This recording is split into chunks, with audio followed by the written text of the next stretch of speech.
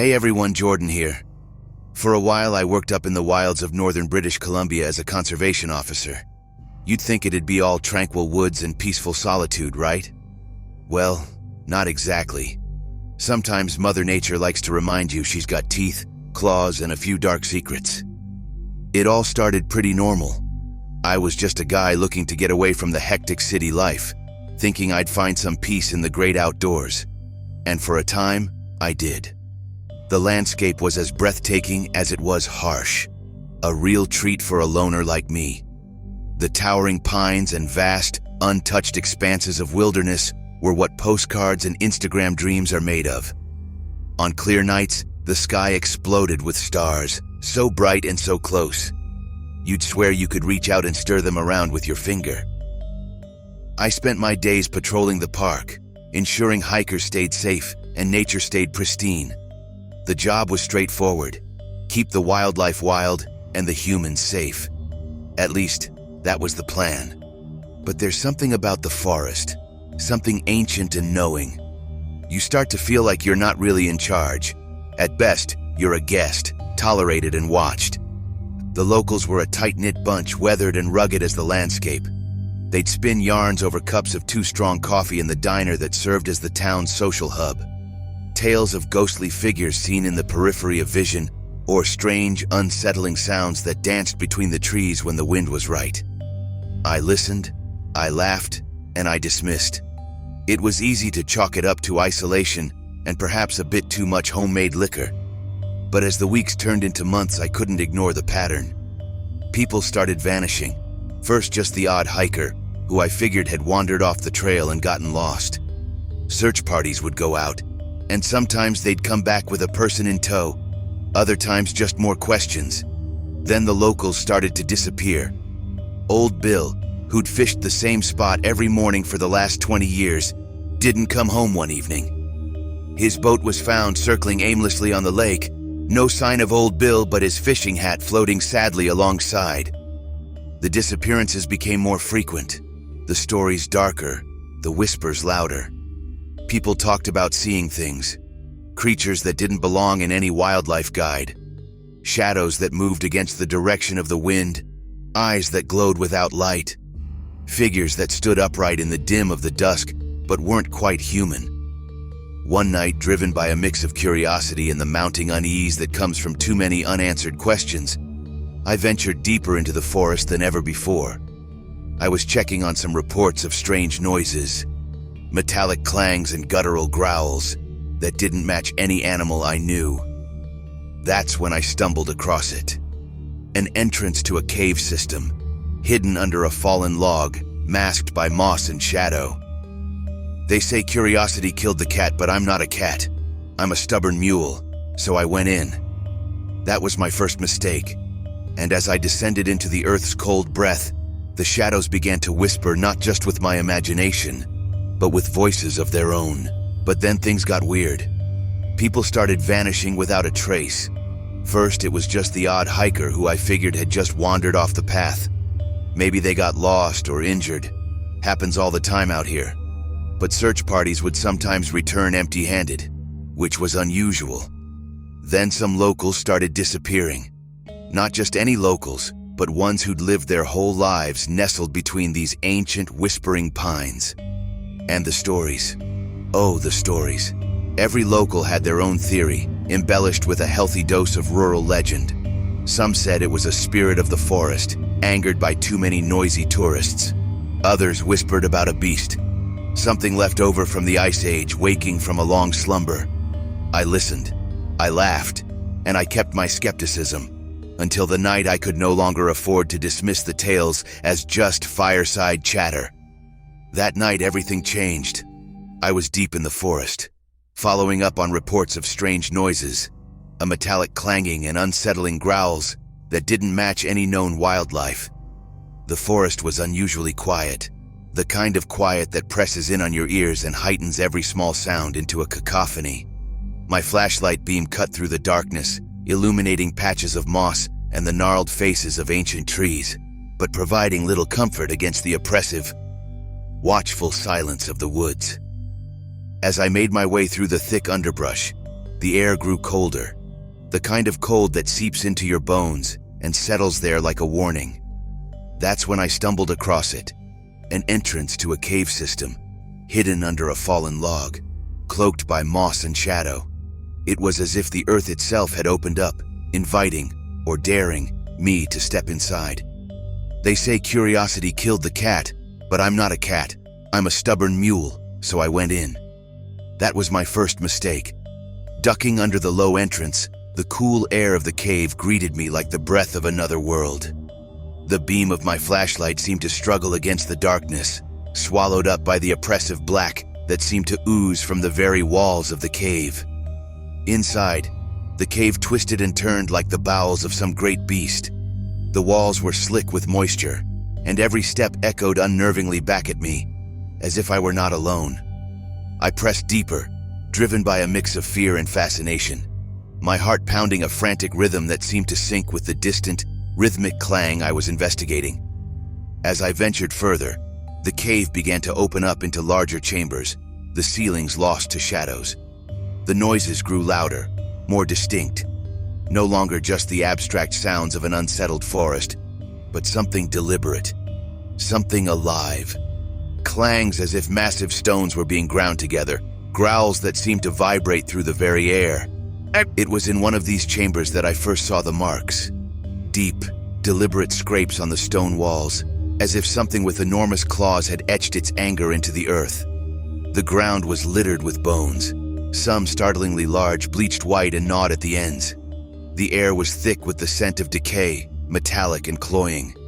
Every instinct screamed at me to turn back, to flee the suffocating darkness and the unseen watcher whose growls echoed in the cavernous spaces. But something pulled me deeper, a need to understand, to see with my own eyes the source of the whispers and warnings.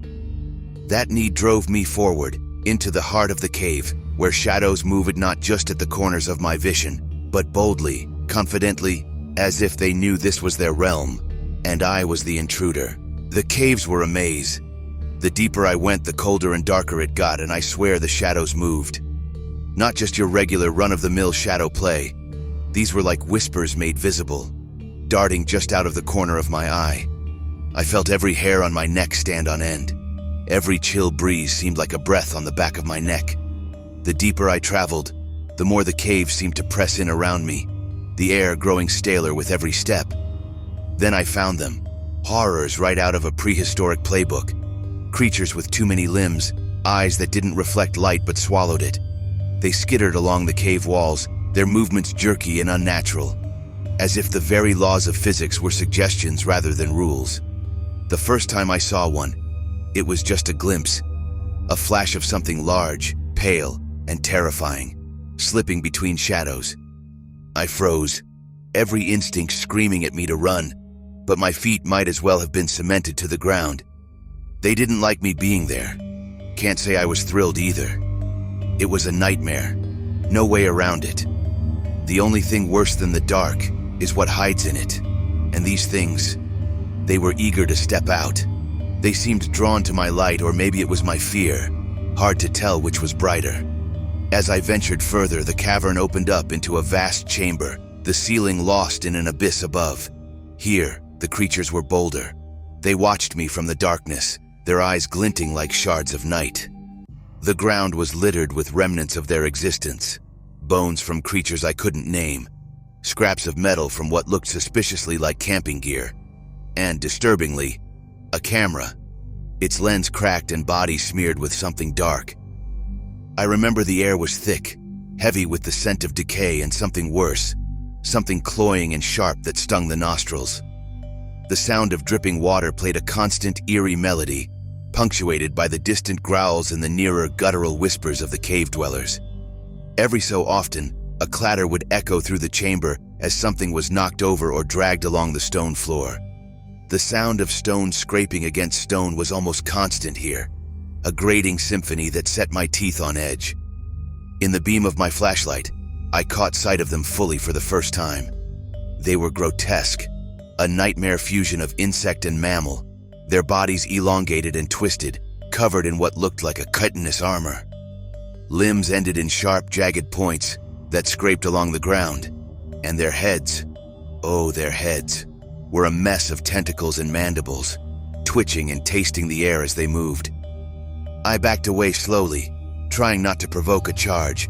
My mind raced, every horror movie I'd ever seen playing at fast forward, looking for any clue on how to survive. But this wasn't a movie. This was real, and I was in very, very deep. Just as I was about to turn and make a run for it, a new sound caught my attention. A whimpering, distinctly human. My heart, which I thought had already found its fastest beat, proved me wrong. Driven by a mix of fear and a rescuer's instinct, I pushed forward, deeper into the nightmare. I needed to find the source of that sound. I needed to know I wasn't alone. But as I moved, so did they. The creatures seemed to sense my intent, their movements becoming more purposeful, more synchronized, as if they were hurting me. I was in their world now, playing by their rules. And it was a game I was sorely unprepared for. Just when I thought I might get a grip on things, I discovered I wasn't alone. My colleague Morgan, who I thought had my back, was there too. Turns out, Morgan was looking to make a quick buck, selling off info about these creatures to some shadowy types. CIA, if you believe that. Trust is a luxury, I guess. The deeper darkness of the caves seemed to swirl around Morgan as he stepped out from the shadows, a faint smile playing on his lips that didn't quite reach his eyes. "Fancy meeting you here, Jordan," he said, his voice echoing strangely in the cavernous space. His flashlight bobbed slightly as he moved closer, the light casting grotesque shadows on the walls. "I could say the same," I replied, my voice steady despite the pounding of my heart. "What are you doing here, Morgan?" He chuckled, a sound that sent chills down my spine. "Oh, you know, just a bit of freelance work. These creatures, they're worth a fortune to the right people. Biological oddities, potential weapons, you name it." I felt a cold fury building within me. Here I was trying to survive, and Morgan was making deals with monsters, or worse, turning into one himself. "You're trading lives for cash?" I spat out, disgust coloring my tone. Morgan shrugged, his expression unreadable. "We all have our prices, Jordan. Don't be so naive. I'm offering you a way out. Help me capture one, and I promise you'll get out of here alive." His proposal hung in the air between us, absurd and terrifying. The sounds of the creatures seemed to grow louder, a sinister orchestra building to a crescendo. I glanced around, weighing my options. Every instinct told me that trusting Morgan was a mistake, that his survival strategy would involve sacrificing anyone in his path, myself included. Things went south fast. Morgan tried to trade me for safe passage out with the creatures.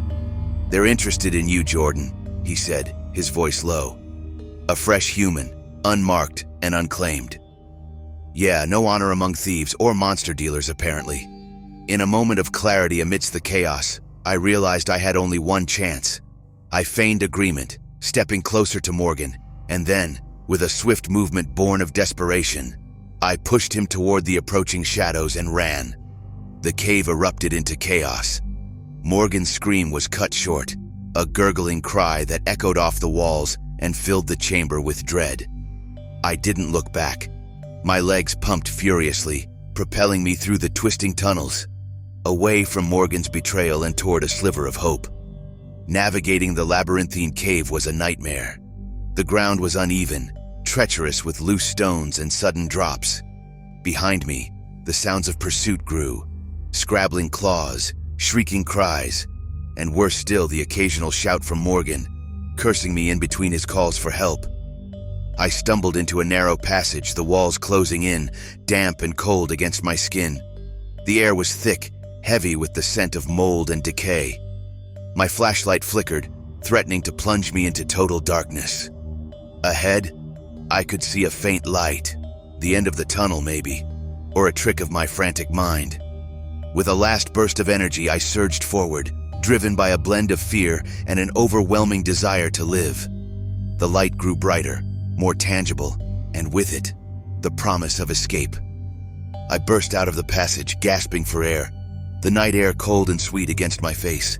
I found my way to a native village, where they helped patch me up physically. The mental stuff? Not so easy.